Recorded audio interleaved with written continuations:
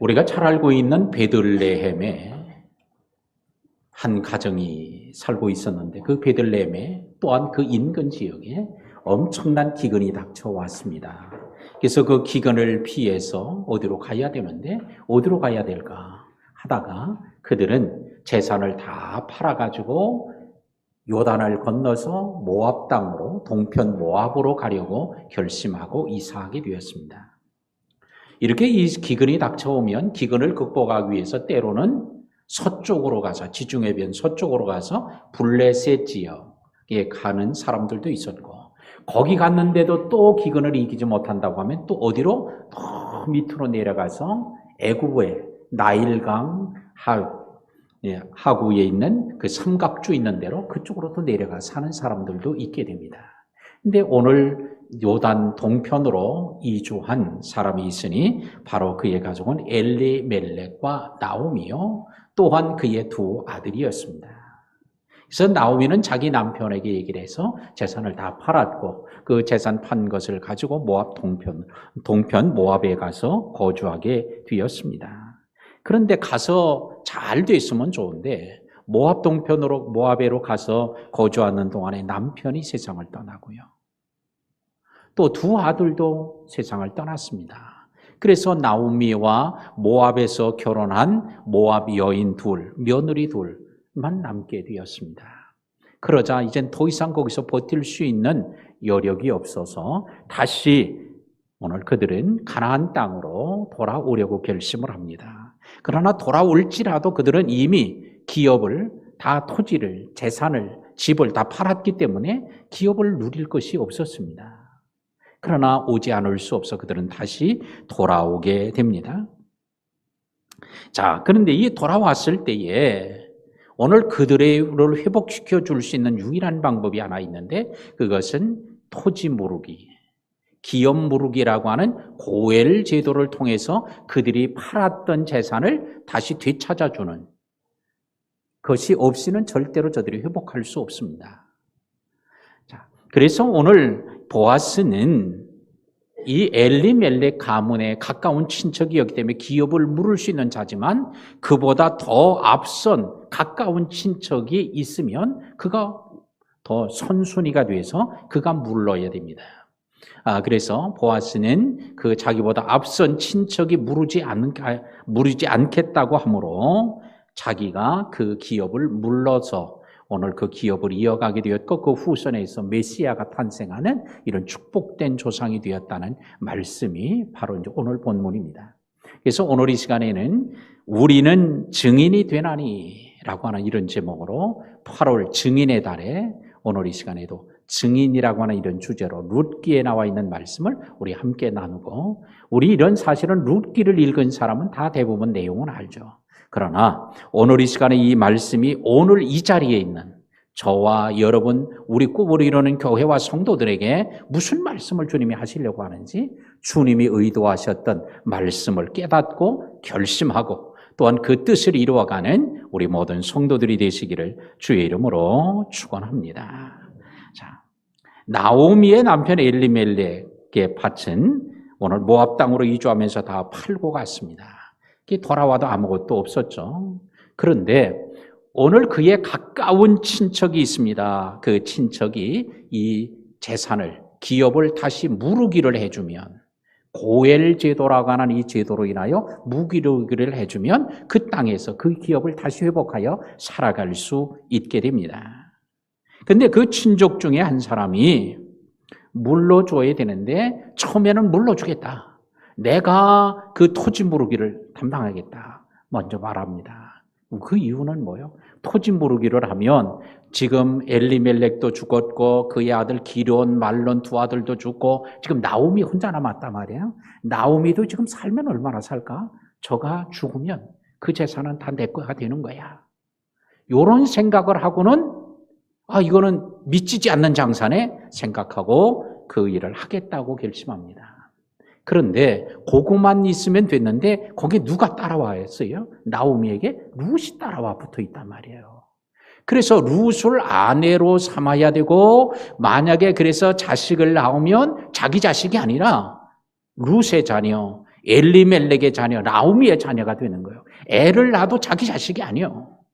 남의 자식을 낳아줘야 되는 이런 것을 가만히 생각해 보니까 이래가지고는 안 되겠네 생각하고는 포기합니다. 포기하기 위해서 한 일이 뭐냐? 신발 한 짝을 사람들 앞에, 장로 10사람 앞에, 그것을 지켜보는 사람들 앞에 벗어놓고 자기 권리와 의무를 포기하는 내용이 이제 바로 오늘 7절과 8절에 나타나 있습니다. 성경을 보면 성경에 있는 많은 기록과 또한 성경에 있는 내용을 살펴볼 때 전통이 있는데 그 전통에는 두 가지 전통이 있어요. 하나는 성경적 전통 혹은 성서적 전통이라고 말하고요. 다른 하나는 문화적 전통이 있습니다. 그러니까 하나님이 너 이렇게 해라 해서 계속 이어져서 내려온 전통, 이거를 성서적 전통이라고 그래요. 그런데 지역이나 사회 또한 그들의 가문, 개인 생활에 있어서 오랫동안 하다 보니까 이루어진 관습, 이런 전통을 문화적 전통이라고 합니다. 성서적 전통은 이건 누구나 자기가 원하든 원하지 않든 좋아하든 안 좋아하든 그대로 지켜야 되는 전통이지만 문화적 전통은 꼭 그런 것만은 아니에요. 그런데 오늘 성서적 전통 중에 하나가 이 고헬 제도인데 신발을 벗어놓는 거는 이거는 문화적 전통에 속해요. 자, 오늘 이렇게 기업 물을 자, 기업 무르기라고 하는 고헬 제도는 성경에서 각 지파의 고유한 기업을 잃어버리지 않도록 하기 위해서, 그래서 하나님이 신년이 되면 누구든지 다 샀던 것이라도 내 것으로 삼았던 것이라도 다 되돌려주는 신년 제도가 바로 이 성서적 전통인데 거기에 따라서 토지 무르기가 이루어지게 됩니다. 그래서 남의 땅을 사면 남의 기업, 남의 지파의 것을 소유하는 일이 있을지라도 신년이 되면 다 원소유주에게 돌려주는 거예요. 그래서 우리나라의 땅값은 옛날에 거기 하나 사뒀으면 지금 떼부자가 됐을 텐데 우리 한국 사람은 이런 생각을 해요.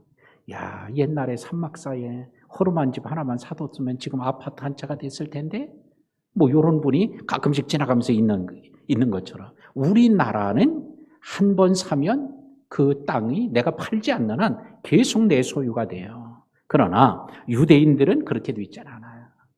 하나님께서 신년이 되면 되돌려줘야 돼, 원래 소유주에게. 그러다 보니까 우리는 땅을 사놓으면 그 땅값이 계속 오르고 오르지만 유대인들의 땅값은 땅을 살 때보다 시간이 지나면 땅값이 떨어지는 거예요. 왜? 신년제도 때문에 그래요. 신년이 멀리 오래 남아있으면 50년 만에 한 번씩 신년이 돌아오는데 50년 남아있으면 이거는 50년 동안 그 땅을 쓸 수 있기 때문에 그 땅값이 비싸죠. 근데 한 5년밖에 안 남았어. 그러면 같은 땅이라도 가치가 떨어지는 거예요. 왜? 5년 뒤에 돌려줘야 되니까.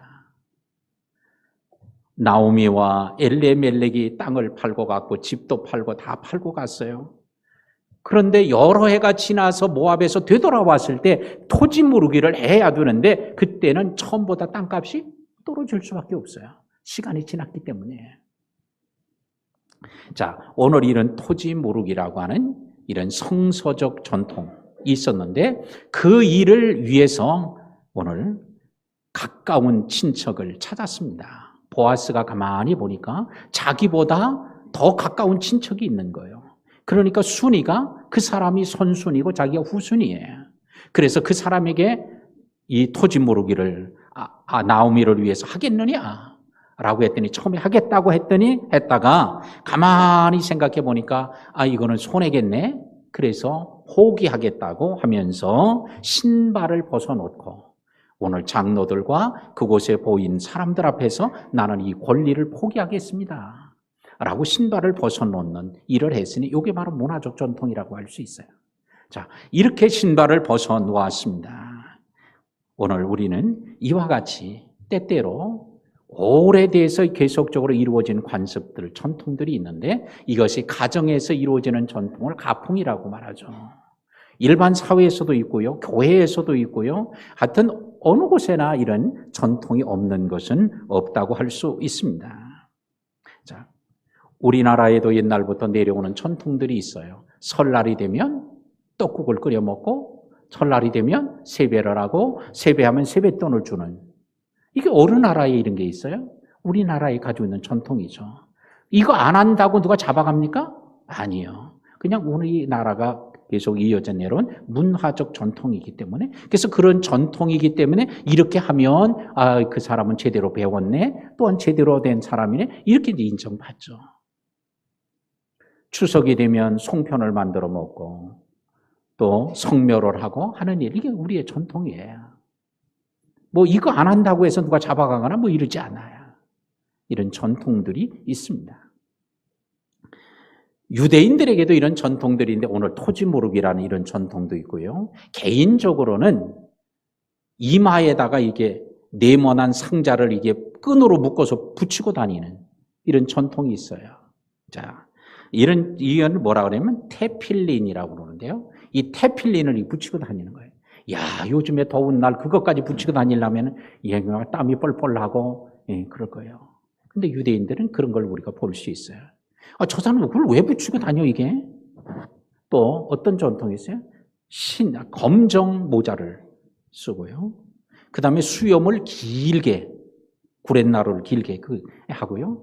야, 아이고, 저거 밥 먹을 때 저거 지저분한 거 다 묻겠네? 아이고, 저거 그냥 답답하게 그냥 확 깎아버리면 좋겠네, 그냥. 아마 TV 보면서 그런 분들이 있을지, 아이고, 내가 나한테만 이기면 내가 그냥 면도칼로 그냥 싹 긁어서 아주 말끔하게 해줄 텐데, 이럴 사람이 있어요. 요건 뭐예요? 요거는 유대인들이 가지고 있는 전통이에요. 성서적 전통이라고 할 수 있어요. 율법에 그렇게 하라고 말씀했기 때문에. 근데 왜 다 하지 않냐? 오늘 유대인들, 이스라엘 백성이라고, 이스라엘 사람이라고 해도요, 다 하나님만 믿고 있는 게 아니기 때문에 그래요. 하나님 안 믿고 있는 사람도 상당히 많아요. 그렇기 때문에 그런 사람들은 그런 전통을 따르지 않습니다. 또 집에 가면요, 유대인들의 집에는 집 문에 문설주나 문짝에 네모난 상자를, 길쭉한 상자를 붙여놓는 집이 대부분이고 많습니다. 그 문짝에 붙여놓는 그걸 뭐라고 하냐면 메주자라고 부르는데요. 이 메주자라는 그 상자를 문에다 붙여놔야. 저게 뭐야? 뭐 문고리도 아니고요. 그게 그 안을 열면 뭐가 나오느냐? 거기는 쉐마를 기록한 하나님 율법, 하나님 말씀을 기록한 양피지나 종이가 그 안에 들어 있습니다. 그래서 이마에 붙이고 팔뚝에도 그걸 달고 다녀요. 그런데 이건 뭐냐? 말씀대로, 이마에 붙인 거는 말씀대로 우리가 살겠다. 율법의 말씀대로 살겠다. 우리의 생각은 항상 그렇게 살겠다는 표시로 붙이고 다니고, 팔뚝은 뭐예요? 행동하는 거죠. 말씀대로 살겠다. 그런 표시로 붙이고 살아가는 거예요. 또 문에는 왜 그걸 붙여놔요? 우리가 들어가고 나올 때 그들은 항상 들어갈 때 만지고 들어가고 나올 때 만지고 거기다 입을 맞추고 하면서 말씀대로 살겠다는 거지. 그래서 아주 반질반질해지죠, 그게. 그렇게 되는 전통이 있습니다. 자, 이런 전통이 있는데 그 전통 중에 하나가 바로 토지 무르기가 있는 거예요. 그래서 룻기를 볼 때에 토지 무르기라고 하는 이런 전통을 이해하지 못하면요, 룻기가 해석이 안 돼요. 룻기가 이해가 안 돼요. 이거 무르기 뭘 무른다는 거야? 무르기 그러니까 뭐 깨무는 건가? 아니면 뭐 찍어 누르는 건가? 이게 뭘 무른다는 건가? 우리말로 이해가 잘 안 돼서. 그러나 이 토지 무르기라고 하는 전통을 이해하면 룻기가 해석이 됩니다. 자, 그래서 오늘 토지 무르기를 하려는 사람에게 그렇게 했더니 신발을 벗어놓고 나 못하겠다. 거절하였습니다. 포기했습니다. 자, 이렇게 신발을 벗어놓는 것은 신발이 뭐냐? 증거물이 되는 거예요. 증거. 그래서 신발을 보면 사람들이 신발을 벗은 것처럼 자기의 권리를 다 내어놓은 거야. 의무를 내어놓은 거야. 더 이상 거기에 대해서는 알고 하지 않겠다는 뜻으로 벗어놓았습니다. 이는 오늘날의 법률 행위로 뭐와 같으냐? 포기각서를 쓰는 것과 같아요. 자, 우리 부모님이 돌아가시면 난 재산 하나도 안 받겠습니다. 왜? 재산을 받으려고 보니까 빚이 더 많아? 그러니까 상속받으면 오히려 더 손해가 되니까 포기각서, 상속 포기각서를 씁니다. 근데 그걸 썼다고만 되는 게 아니에요. 반드시 공증을 해야 돼요. 그래야 법률 행위로서 오늘 포기하는 그런 권리가 또 자기가 갖게 되죠. 그래서 이 공증받은 포기각서와 같은 거예요. 그 신발을 벗어놓은 걸 누가 봤어요? 증인들이 봤거든. 그러니까 너는 더 이상 여기에 대한 권리를 행사할 수 없어. 내가 포기했다는 것, 이게 바로 증거야 하고 신발짝을 통해서 증거물로 삼게 되었던 것입니다. 그래서 오늘 그가 신을 벗었어요. 자, 보아스는 엘리 가문의 엘리멜렉에 가까운 가문의 권리와 의무를 포기한 사람으로 인해서 그러면 내가 그 권리를 선순위였던 앞선 순위의 사람이 포기했으니 이제 내가 그 권리를 기업 무르기를 내가 하겠다라고 자원하게 되었습니다. 그러면서 그의 유산이 고인의 이름으로 남아있도록 하고 고인의 이름이 고향 마을에도 끊어지지 않게 하고 친족들 사이도 끊어지지 않겠다고 합니다. 그리고서는 그 자리에 앉아 있었던 사람 10명의 장로와 사람들을 향해서 너희가 오늘 증인이 되었느니라. 다 앞에서 듣고 보았다 라면서 너희가 오늘 증인이 되었느니라 라고 말하게 되었습니다. 자, 성경의 모압 족속, 암몬 족속은 이스라엘 중에 영원히 들어오지 못하게 된다라는 말씀이 있습니다. 그 이유는 뭐예요? 그들이 올 때 먹을 것도 주지 않고 마실 물도 주지 않았고 더 나아가서는 부월 사람 발람에게 뇌물을 주고 이스라엘 백성들을 저주하게 만들었기 때문에 이 모압과 암몬은 아주 못된 족속이라서 절대 이스라엘 회중에 들어오지 못하게 하는 말씀을 해 주었습니다. 그런데 오늘 이 룻은 어디 사람이요? 모압 사람이에요. 근데 이 모압 사람이 마태복음 1장에 예수님의 족보에 바로 예수님의 족보의 조상으로 기록이 됐단 말이에요. 그러면 영원히 들어오지 못하게 됐다는 사람이 어떻게 예수님의 조상에 들어와서 이런 명문 가문을 이룰 수 있었는가? 누구 때문이요? 토지 무르기를 한 보아스 때문이요. 보아스가 일을 해주지 않았다면 절대 이런 일이 일어날 수 없습니다. 오늘 보아스의 은혜 때문에 보아스가 토지 무르기를 해줬기 때문에 그가 오늘 예수님의 조상이 될 수 있는 큰 복을 누릴 수 있었습니다. 오늘 저와 여러분은 누구 덕분 때문에 이렇게 하나님의 자녀가 되었어요? 누구 덕분이에요? 예수님 덕분이죠. 영접하는 자, 그 이름을 믿는 자들에게는 하나님의 자녀가 되는 권세를 주셨으니 예수님을 영접하고 믿었기 때문에 하나님의 자녀가 된 거예요. 바로 우리의 힘과 능력으로 된 게 아니에요. 이는 혈통으로나 육정으로나 사람의 뜻으로 되지 아니하고 오직 하나님께로부터 난 자들이니라 한 대로 예수님 덕분에 예수님이 우리를 위해 죽어주시고 그 죽어주신 예수님을 믿고 영접하고 했기 때문에 오늘도 우리 하나님 백성이 된 줄로 믿습니다. 보아스 덕분에 룻이 예수님의 조상이 된 것처럼 오늘 예수님 덕분에 저와 여러분이 하나님 자녀로 하나님 자녀의 놀라운 특권을 누릴 수 있게 된 줄로 믿습니다. 근데 4장 1절에 보면요. 보아스가 성문으로 올라가서 거기 앉아있더니 마침 보아스가 말하던 기업 물을 자가 지나가는지라 보아스가 그에게 이르되 아무개여 이리로 나와 와서 앉으라 그래요. 따라합시다. 아무개여 이리로 와서 앉으라. 누구를 불러요? 아무개여 그래요. 자, 그 사람 이름이 뭐예요? 예, 아시도 있었네. 근데 오늘 여기서는 이 아무개여 이 말은 실제의 고유명사로서 그 사람의 이름을 말하는 게 아니고 그냥 이름을 밝히기 어려우니까 그냥 이름 대신 그냥 부르는 말로 우리가 부를 때 아무개 이렇게 부르는 거예요. 자, 우리는 이렇게 말할 때 우리는 아무개라고 하는 말보다 우리는 자주 쓰는 말이 있어요. 뭐예요? 거시기가 왔다 갔어. 그러면 그 사람이 이름이 거시기가 아니죠. 오늘 여기서 아무개 씨가 오늘 나오는데 이름을 오늘 기록하고 있지 않아요. 아마 그 이유는 룻기가 기록될 때에 이 사람이 살아있기 때문에 생존하기 때문에 그 사람의 이름을 써놓으면 어떻게 되겠어요? 아, 이 못된 놈이 그 축복의 기회를 잃어버렸네? 다 말할 거 아니겠어요? 그래서 아마 그 사람 때문에 명예훼손에 소송당할지도 몰라서 아마 이름을 안 쓴 것으로 보였어요. 그러나 이 사람이 천국 갔다면 틀림없이 천국에 가면 만날 거예요. 룻기에 나오는 아무개 좀 찾으려고 합니다. 그래서 한번 예수님한테 요청하면 틀림없이 천국에서는 만날 수 있을 거예요. 우리 잃어버린 가족들 찾는 방송 우리 했었잖아요.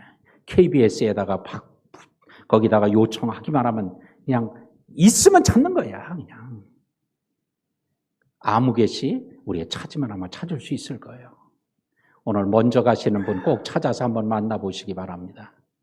예. 일부에도 그랬더니 아멘 하나도 안 하더라고. 왜? 이렇게 얘기하면 앉아서 그러는 것 같아요. 목사님이 먼저 가서 만나세요. 난 목사님보다 먼저 죽고 싶지 않아요. 아마 그러는 것 같아. 예. 자, 아무개시. 자, 오늘 보아스는 비록 손해가 되는 것 같을지라도 자기의 의무와 사명을 다하자 메시아의 조상이 되는 이런 놀라운 축복을 얻은 반면 아무개시는 작은 손해 때문에 오늘 이 큰 사명을 거절함으로 축복의 기회를 잃어버리게 되었습니다. 자, 우리말 속담에 이런 말이 있죠. 호박이 넝쿨째 굴러왔다. 호박이 넝쿨째 왔다. 호박도 왔는데 뭣도 따라와? 넝쿨도 같이 왔다는 거예요. 이게 왜 이런 말이 우리말 속담에 있습니까? 호박은요, 호박 자체도 좋은 거지만 호박 잎도 좋고 줄기, 몸통, 꼭지, 씨까지 안 좋은 게 하나도 없는 거예요. 식용으로 볼 때도 좋고 약용으로 써도 좋고요. 버릴 것이 없는 식물입니다. 그래서 호박은 저칼로리, 식이섬유가 풍부하고 베타카로틴이 풍부해서 피부 미용에 좋다는 거예요. 우리 성도님들 호박 좀 많이 드세요. 지금도 예쁘지만 더 예뻐질 거예요. 예. 또한 당뇨병 예방이 되고 칼륨이 풍부해서 나트륨 배출을 잘 시켜서 고혈압도 개선이 되고 비타민 E, C가 풍부해서 면역력이 증강되는 효과가 있고 늙은 호박은 특별히 또 좋은 데가 있죠.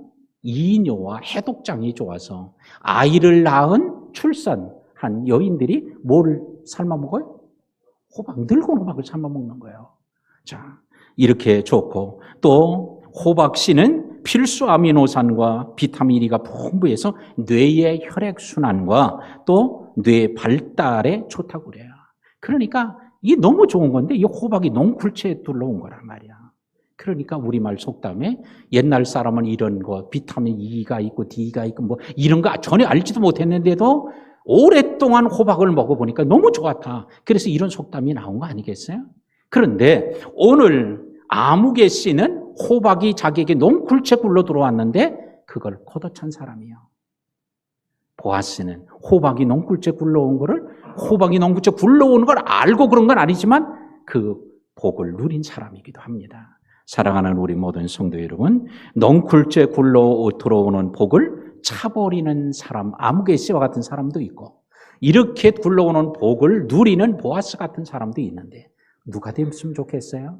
우리 모든 성도들은 넝쿨째 굴러 들어오는 복을 차버리는 사람이 한 사람도 없게 되기를 주의 이름으로 축복합니다. 이런 넝쿨째 굴러 들어오는 복을 차버리는 사람이 누구예요? 예수님을 거절하는 사람이에요.